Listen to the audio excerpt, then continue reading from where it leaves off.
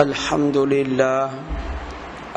لله نحمده ونستعينه ونستغفره ونؤمن به ونتوكل عليه ونعوذ بالله من شرور أنفسنا ومن سيئات أعمالنا من يهده الله فلا مضل له ومن يضلله فلا هادي له ونشهد أن لا إله إلا الله وحده لا شريك له ونشهد أن سيدنا ومولانا محمدا عبده ورسوله أما بعد فأعوذ بالله من الشيطان الرجيم بسم الله الرحمن الرحيم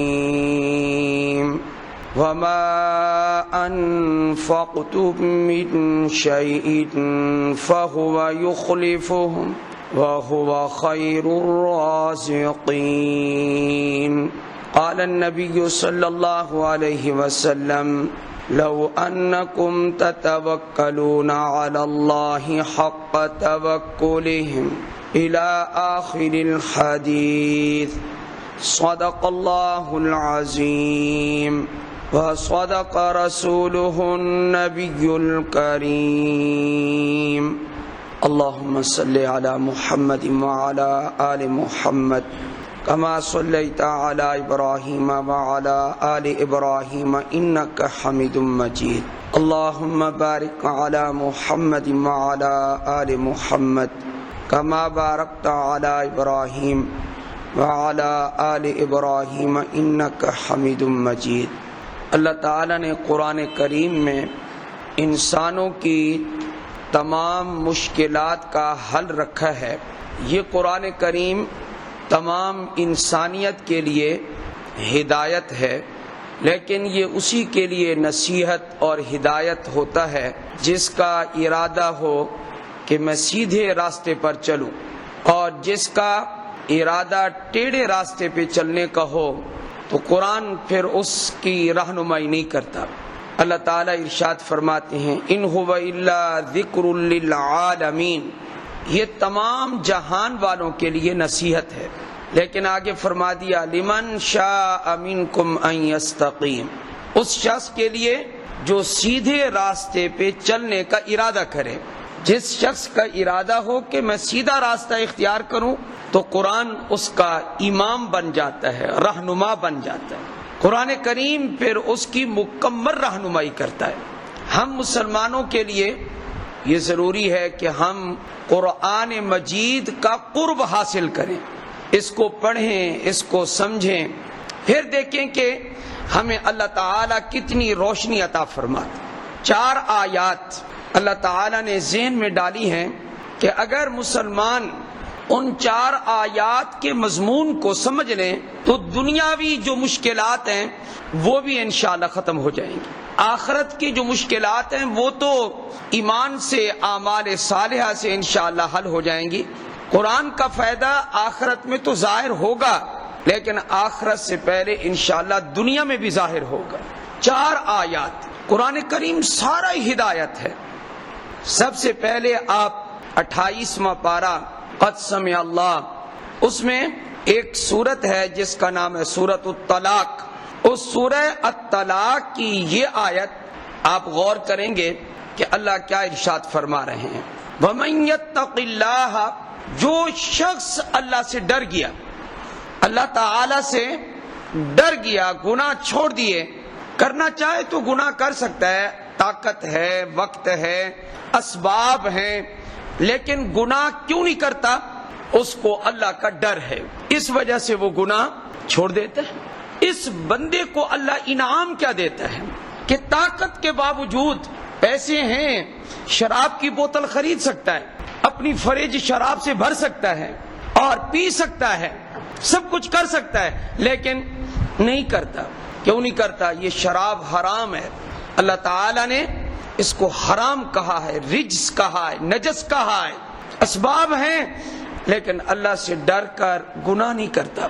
اسی طرح اور گناہ آپ سمجھ لیں، جھوٹ بولے بول سکتا ہے، فراڈ کرے کر سکتا ہے، سودی کاروبار کرے تو کر سکتا ہے، رشوت لے تو لے سکتا ہے، لیکن اللہ سے ڈر کر یہ سارے گناہ چھوڑ دیتا ہے۔ تو اللہ تعالی نے اس آیت میں 2 انعام ذکر کیے ہیں، بڑے زبردست انعامات ہیں۔ وَمَن يَتَّقِ اللَّهَ، جو شخص اللہ سے ڈر گیا، ڈر کر گناہ چھوڑ دیے، يَجْعَلْ لَهُ مَخْرَجًا، پہلا انعام یہ ہے اللہ تعالی ہر تنگی سے نکلنے کا راستہ پیدا فرما دے، یہ پہلا انعام ہے۔ اور ظاہر ہے کہ اللہ تعالی کا جو فرمان ہے وہ برحق ہے، سچ ہے۔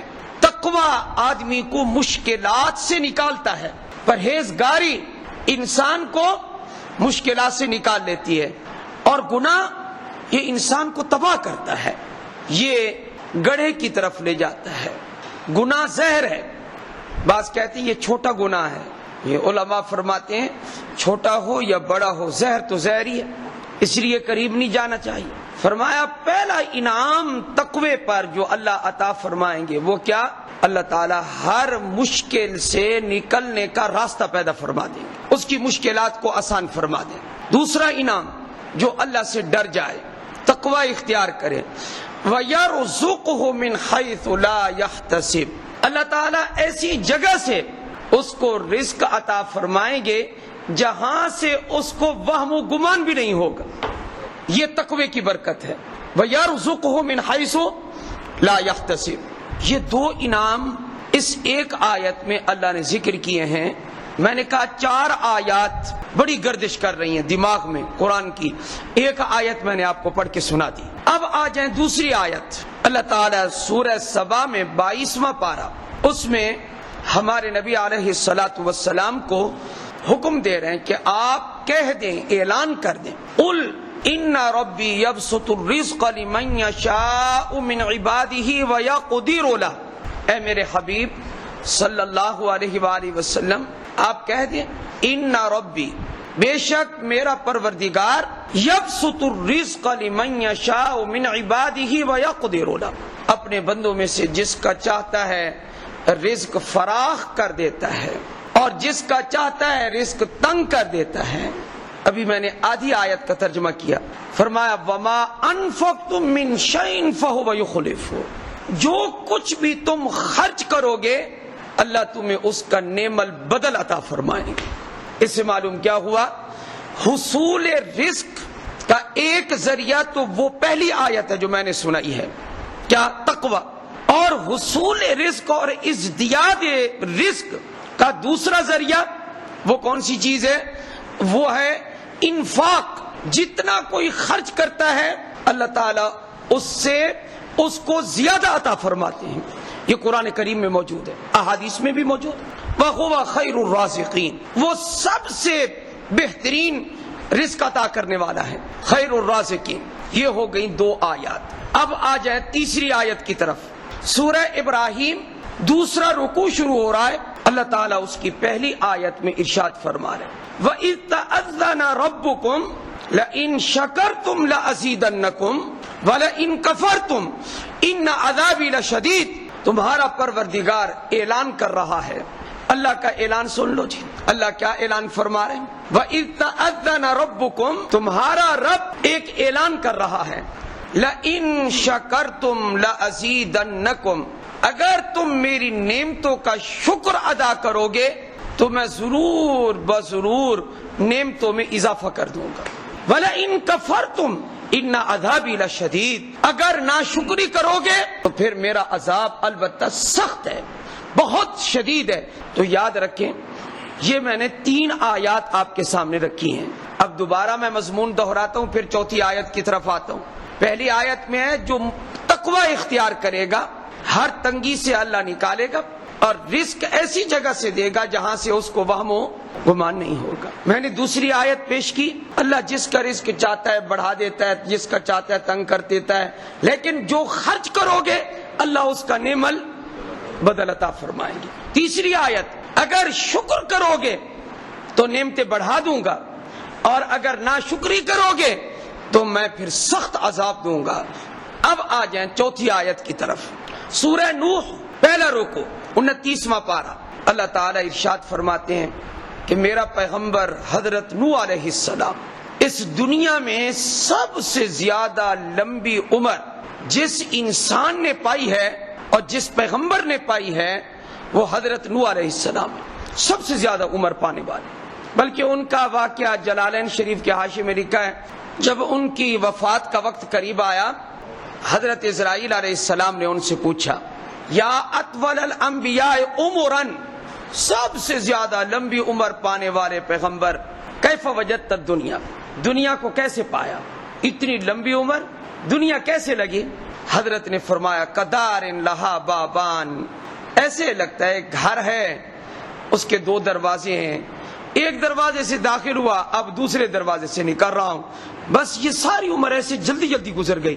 اتنی لمبی عمر پانے والے حضرت نوح علیہ السلام، اور دنیا جتنی بھی جس کی عمر ہے، یہ اب بزرگ حضرات بیٹھے ہیں، سارے بوڑھے حضرات ہیں، ان سے پوچھ لیں، یہ 30 سال 40 سال پہلے کی بات کو کہیں گے یہ کل کی بات ہے، تو وہ کل کی بات ہے، یہ دنیا ایسے ہی گزر جائے گی، یہ ساری کل کی بات ہے۔ 2 کل ہیں، ایک وہ کل ہے جو گزر گیا اور ایک وہ کل ہے جو آئے گا۔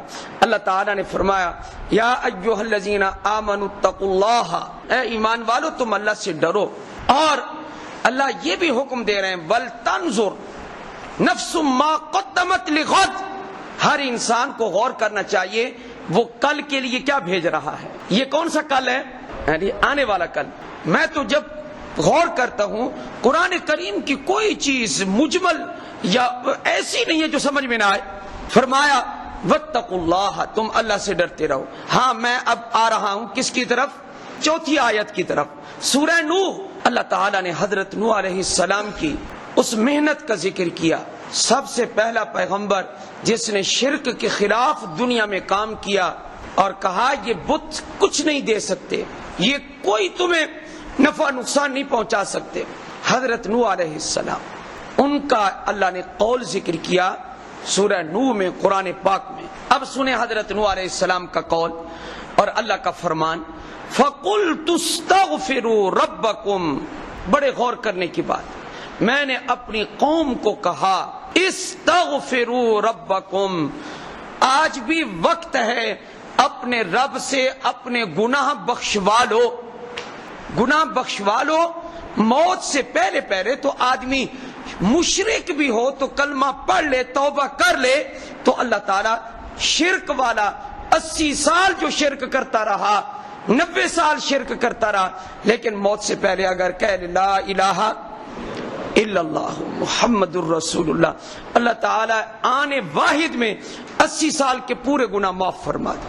یہ وہ کلمہ ہے لا الہ الا اللہ، اتنا بڑا کلمہ ہے کہ سارے نبیوں نے کہا لا الہ الا اللہ، سب نے کہا لا الہ الا اللہ، سارے نبی بول رہے ہیں لا الہ الا اللہ، جو بھی آیا نبی اس نے یہی کہا لا الہ الا اللہ۔ حضور مکہ کی گلیوں میں لا الہ الا اللہ، حضور موسم حج میں حج میں جاؤں، باہر سے آئے ہوئے لوگوں کو دعوت دوں، ہاں جی، آپ ایک ایک قافلے کے پاس جا کر کہتے ہیں لا الہ الا اللہ۔ مکہ اور غیر مکہ اجنبی سب لوگوں کو آپ فرما رہے ہیں لا الہ الا اللہ۔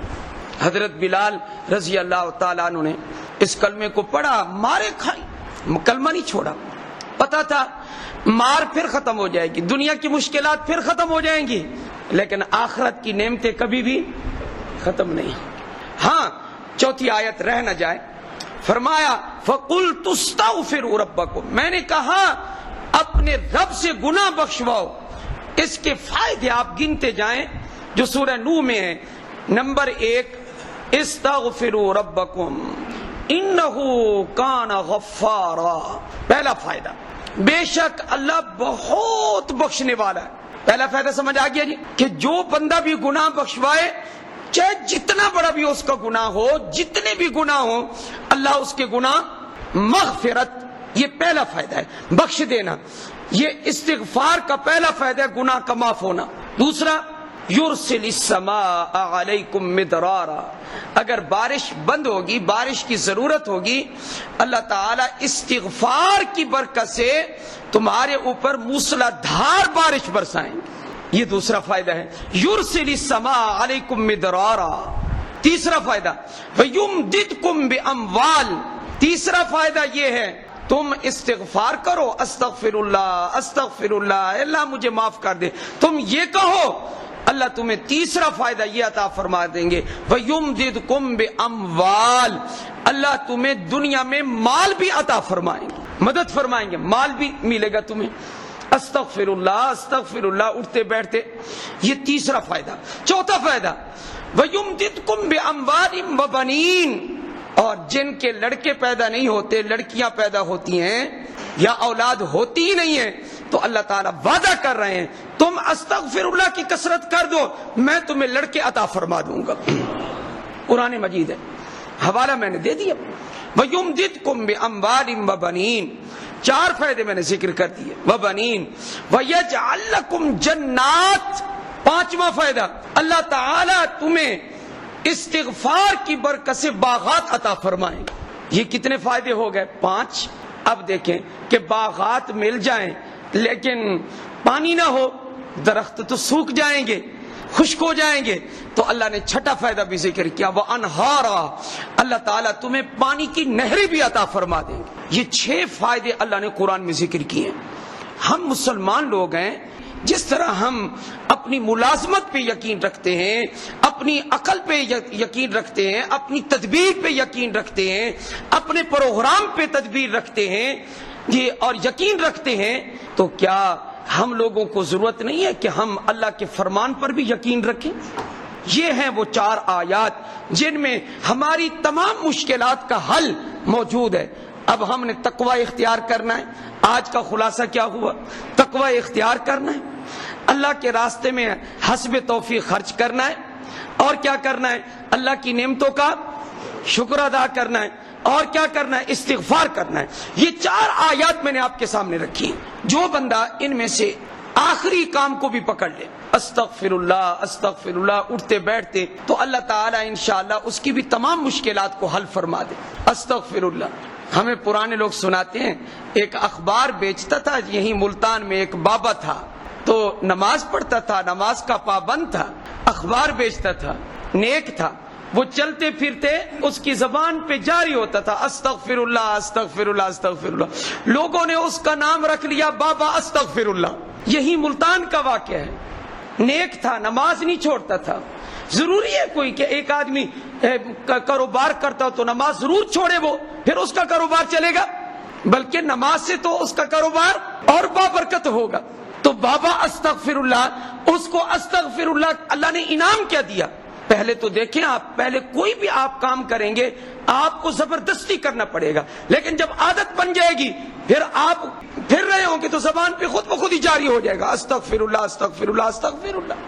اللہ نے اس کو یہ انعام دیا کہ جب مدینہ پاک پہنچا، اللہ تعالیٰ نے اس کی وہیں روح قبض کر لی، جنت البقیع میں اس کو دفن ہونے کی سعادت نصیب فرمائی۔ یہ ہے استغفر اللہ۔ اللہ مجھے اور آپ کو عمل کی توفیق عطا فرمائے۔ وآخر دعوانا ان الحمد للہ رب العالمین۔